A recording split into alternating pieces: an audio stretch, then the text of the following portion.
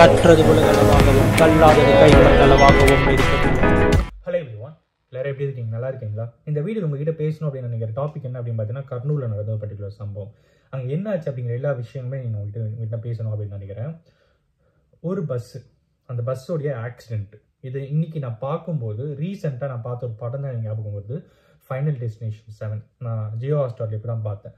So அந்த படத்தில் வந்து ஃபர்ஸ்ட்லேயே ஒரு சீன் வச்சுருப்பாங்க. என்ன பார்த்தா ஒரு டாப் ஆஃப் தி பில்டிங், ஒரு மிகப்பெரிய ஹைட்டில் வந்து ஒரு ஹோட்டல் ரெஸ்டாரண்ட் இருக்கும், ஒரு கிளப் மாதிரி இருக்கும். அங்கே வந்து எல்லாருமே பார்ட்டி பண்ணி என்ஜாய் பண்ணி சாப்பிட்டுக்கிட்டு அந்த மாதிரி இருக்கிற ஒரு பர்டிகுலர் பிளேஸ். அங்கே ஃபுல்லாக மேலே வந்து ஃபுல்லாகவே மேட் ஆஃப் கிளாஸ் மாதிரி இருக்கும். கீழே இருக்கிற ரூஃப் எல்லாமே கிளாஸில் மேட் மாதிரி இருக்கும். ஒரு சின்ன பையன் என்ன பண்ணுவோம் அப்படின்னு பார்த்தீங்கன்னா, ஒரு காயினை வந்து டாஸ் பண்ணுவோம். அப்படி பண்ணும்போது என்ன ஆகும்னா, ஒரு ஃபேனில் போயிட்டு ஸ்டக் ஆகிட்டு அது மூலியமாக ஒரு மிகப்பெரிய ஆக்சிடென்ட் நடக்கும். அந்த பெரிய டவர் கொண்ட அந்த பில்டிங் வந்து சரிஞ்சு கீழே வந்துடும். அந்த லேடி மட்டும்தான் சர்வைவ் ஆவாங்க. அவங்களும் கடைசியில் இறந்து போகிற மாதிரி ஒரு பர்டிகுலர் சீன் வந்து அந்த படத்தில் இருந்தது. லிட்ரலி அதே மாதிரி தான் இங்கேயும் நடந்திருக்கு. பட் இங்கே சோகமான விஷயம் என்ன அப்படின்னு பார்த்தா, இது உண்மையாகவே நடந்து நம்ம வந்து 26 பேர் வந்து இழந்திருக்கும் அப்படிங்கிறது வந்து ரொம்ப கஷ்டமான விஷயம் இருக்குது. ஃபேமிலியாக இறந்து போயிருக்காங்க. அப்பா அம்மா பசங்கன்னு சொல்லிட்டு ஃபேமிலியாக 26 பேர் வந்து இறந்துருக்காங்க. இது எல்லாத்துக்கும் ஒருத்தர் தான் காரணம், அந்த பஸ்ஸோட டிரைவர். அதுக்கப்புறம் அந்த பஸ்ஸோட ஓனர், அதுக்கப்புறம் நான் பின்னாடி நிறைய இன்வெஸ்டிகேஷன் ஒரு பக்கம் இருக்கும். பட் ஸ்டில் ஃபஸ்ட்டு இனிஷியலில் அந்த பஸ்ஸோட டிரைவர், அதுக்கப்புறம் அந்த பஸ்ஸோட ஓனர்னு சொல்லிட்டு எல்லாருமே சொல்லலாம். என்ன ஆச்சு அப்படிங்கிற விஷயங்களே நீங்கள் கிட்ட பேச போகிறேன். அந்த பஸ் வந்து கர்னூல்லேருந்து வந்துட்டு இருக்கிற டைமில் 12 மணிக்கு ஒரு இடத்துல காஃபி ஷாப்புக்கு நிறுத்துறாங்க. அதுக்கு அடுத்து 12 o'clock இப்போ பஸ் வந்து ஸ்டார்ட் ஆகுது. பஸ் வந்து ரன்னிங்கில் இருக்கும்போது 2 o'clock 2:20க்கு ஒரு டோல்கேட் வந்து கிராஸ் பண்ணுது. செம்ம மழை பெஞ்சிட்டு இருக்கு. நைட் டைமு விசிபிளே இருக்காது. ரொம்ப ஸ்லோவாக போகணும். இன்கேஸ் இன்னும் கேட்டால் அந்த பார்க்கிங் லைட்லாம் போட்டுக்கிட்டு தான் வண்டிங்களே போகும். அந்த அளவுக்கு ஸ்லோவாக போகணும். 2 o'clockலாம் பார்த்தீங்கன்னா நைட் டைமு செம்ம மழை பெஞ்சிட்டு இருக்கு. அந்த நேரத்தில் என்ன ஆகுதுன்னு பார்த்தீங்கன்னா, 2:24க்கு ஒரு பர்டிகுலர் பர்சன் ஒருத்தர் என்ன பண்ணுறாருன்னா, பெட்ரோல் பங்க்கில் வண்டிக்கு பெட்ரோல் போட்டுருக்காரு. ஒரு அன்ஸ்டேபிள் கண்டிஷனில் இருக்கார். அவர் வந்து நிலையான கண்டிஷனில் இல்லை. ஒரு வேளை ஆல்கஹால் கன்சம்ஷனாக இல்லை உடம்பு சரியில்லாமல் இருக்காரா, மழையில் வந்த குளிர்னாலையா என்னன்னு தெரியல. அவர் வந்து ஒரு நிலையான இல்லை. ஓகேங்களா? ஸோ அவர் என்ன பண்ணுறாரு, பெட்ரோல் போட்டு வெளியே வராரு. வந்து ரோடு ஹைவேல கனெக்ட் ஆகி வந்துட்டு இருக்கிற டைமில் 2:24க்கு இந்த பஸ் வந்து வந்துட்டு இருக்கு. டிரைவர் வந்து 80 கிலோமீட்டர் ஸ்பீடில் போக வேண்டிய பஸ்ஸு 120 கிலோமீட்டர் ஸ்பீடில் போகுது. என்னடா கௌதம் வால்வோம் தானே சொல்கிறது, அப்படி 80 அப்படிங்கிறன்னா அது ஆக்சுவலி வால்வோவே இல்லை. அது வந்து ஒரு நார்மல் பஸ் அப்படின்றாங்க. அந்த பஸ்ஸை வந்து ஆல்ட்ரேஷன் பண்ணி வால்வோ மாதிரி மாற்றி அந்த பஸ்ஸில் வந்து நிறைய பேரை பேசஞ்சர்ஸ் ஏற்றிட்டு வந்துட்டு இருக்காங்க. 41 பேர் டிரைவர் இன்க்ளூடட். ஸோ வந்துட்டு இருக்கிற நேரத்தில் என்ன ஆகுதுன்னு பார்த்தீங்கன்னா, இந்த பஸ் வந்து 120 கிலோமீட்டர் ஸ்பீடு.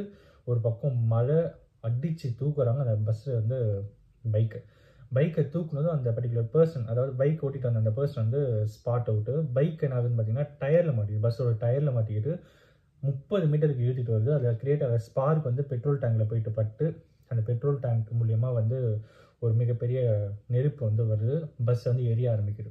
டிரைவர் என்ன பண்ணார் அப்படின்னு பார்த்தீங்கன்னா, இறங்கி உடனே கதவை திறந்து உள்ளே இருக்கிற பேசஞ்சர்ஸ் மொத்த பேரை காப்பாற்றி, அந்த நேரத்தில் தவறுதலாக 26 பேர் இறந்துட்டாங்க அப்படின்ட்டு நான் சொல்லணும்னு நினைக்கிறீங்களா? டெஃபினட்டாக இல்லை. டிரைவர் இந்த ஸ்பார்க் வந்து பஸ் எரிய ஆரம்பிக்குதுன்னு தெரிஞ்ச உடனே வண்டியை நிறுத்திட்டு இறங்கி ஓடி போயிடுறாரு. கதவை கூட தரவில்லைங்க. கதவையாச்சும் ஓடினடாடி, கதவையாச்சும் தந்துட்டு ஓட மாட்டேன். சரி, ஓகே. ஸோ அந்த நேரத்தில் என்ன ஆகுது அப்படின்னு பார்த்தீங்கன்னா, உள்ளே இருக்கிற ஒரு சின்ன பையன், அந்த ஹெல்ப்பர் மாதிரிலாம் பையன், ஒரு சின்ன பசங்க இருப்பாங்களே, ஸோ அவன் என்ன பண்ணுறான் அப்படின்னு பார்த்தீங்கன்னா, மொத்த பேரை எழுப்பி வெளியே அனுப்பணும் ட்ரை பண்ணுறான். முடியலன்னா ஃபுல்லாக வந்து கிளாஸு, ஏசி பஸ்ஸு ஃபுல்லாக கிளாஸு, வெளியே வரத்துக்கும் இடம் இல்லை, எமர்ஜென்சி எக்ஸிட்டும் இல்லை. ஸோ எல்லாருமே மாட்டிக்கிறாங்க. ஃபோம்னா அந்த மெத்தை, அப்புறம் தலகாணி, பெட்ஷீட் எல்லாமே துணி இல்லை. நெருப்பு பட்டோன்னே எல்லாம் ஒன்றுனா ஈஸியாக வந்து எரிய ஆரம்பிக்குது. கபன்னு எரிஞ்சு ஒரு பக்கம் வந்து ஒருத்தர் ஃபோனை வச்சு இடிக்கிறாங்க, கிளாஸ் வரைக்கும். ஒருத்தர் வந்து லைட்டை வச்சு லேப்டாப் வச்சு இடிக்கிறாங்க. எதுவுமே முடியல. ஸோ அந்த நேரத்தில் பஸ்ஸில் இருந்தவங்க என்ன சொல்கிறாங்க, தப்பிச்சவங்க என்ன சொல்கிறாங்க அப்படின்னு பார்த்தீங்கன்னா, நாங்கள் நல்லா தூங்கிட்டு இருந்தோம், எங்களுக்கு என்னன்னே தெரியல. அந்த நேரத்தில் வந்து டக்குன்னு எழுந்து பார்க்கும்போது எங்களை சுற்றி புகைமூட்டமாக இருந்தது, மூச்சு விட கஷ்டமாக இருந்தது. அந்த நேரத்தில் ஒருத்தர் வந்து இடித்து ஒரு கதவு உடைச்சாரு, அது மூலிமா நாங்கள் தப்பிச்சு வெளியே வந்தோம் அப்படின்ற மாதிரி நிறைய பேர் வந்து சொல்லியிருந்தாங்க. இதுக்கு நடுவில் அந்த பஸ்ஸோட அண்டர் கிரவுண்ட்லேருந்து டம்முன்னு சத்தம். என்னடா இதுன்னு பார்த்தா ஒரு 240 ஃபோன் இருக்குது. அந்த 240 ஃபோன் வந்து வெடிக்க ஆரம்பிக்குது. 240 ஃபோன் கிட்டத்தட்ட ஆஃப் தி க்ரோஸ் அப்படிங்கிறாங்க. அவ்வளோ ஃபோனும் வெடிக்க ஆரம்பிக்குது. ஒரு மிகப்பெரிய ஆக்சிடெண்ட். நடந்து முடிஞ்சு அதுக்கப்புறம் நம்ம 26 பேர் வந்து இழந்திருக்கோம். இப்போ இந்த டிரைவர் வந்து அரெஸ்ட் பண்ணியிருக்காங்க. டிரைவர் வந்து லைசன்ஸே ஃபேக்காக தான் வாங்கியிருக்காரு அப்படின்ற மாதிரி தெரிய வந்திருக்கு. ஃபேக் இந்த சென்ஸ் டிரைவிங்கில் இல்லை, அவரோட எஜுகேஷன் குவாலிஃபிகேஷனில் சில குளறுபாடுகள் இருக்குது அப்படின்ற மாதிரி சொல்லியிருக்காங்க. ஃபர்தர் இன்வெஸ்டிகேஷன்ஸ் ஒரு பக்கம் போயிட்டுருக்கு அப்படிங்கிறது வந்து தெரிய வருது. ரொம்ப கஷ்டமான ஒரு விஷயம் இன்னைக்கு இது நடந்திருக்கு அப்படிங்கிறது வந்து it is highly not acceptable. But still அந்த 26 பேரோட ஃபேமிலிக்கு நம்மளுடைய ஆழ்ந்த அனுதாபங்கள் அப்படின்னு சொல்லிக்கிட்டு இனிமேல் இந்த மாதிரி விபத்துகளை தவிர்க்கணும் அப்படின்னு நினைக்கிறேன். ரீசெண்டாக தீபாவளி டைமில் கூட கிராக்கர்ஸ் எடுத்துகிட்டு போன ஒரு பஸ் வந்து ஃபயர் ஆச்சு. அதுலேயும் சில உயிர் சேதங்கள் நடந்தது அப்படின்னு நினைக்கிறேன், உயிர் இழப்புகள் நடந்தது. ஸோ ஒரு பஸ் அப்படின்ட்டு வரும்போது ஸ்பார்க் எதுவும் இல்லாமல் எந்த அளவுக்கு அதை கரெக்டாக வச்சுக்கணும் அந்த மாதிரி வச்சுக்கிட்டால் நல்லாயிருக்கும்னு நினைக்கிறேன். நானே திருச்செந்தூர்லேருந்து வந்துட்டு இருக்கிற நேரத்தில் நான் திருச்சிலாம் பார்த்தீங்கன்னா கிட்டத்தட்ட நான் ஒரு 100 வால்வோ பஸ் பார்த்துருவேன்.